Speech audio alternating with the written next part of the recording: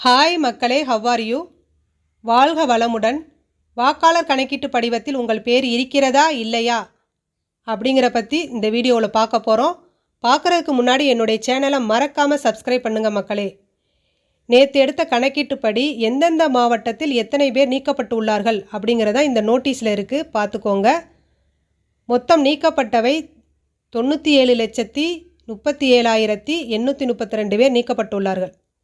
Okay மக்களே, இதை பற்றி நீங்கள் கவலைப்பட வேண்டிய அவசியமே இல்லை.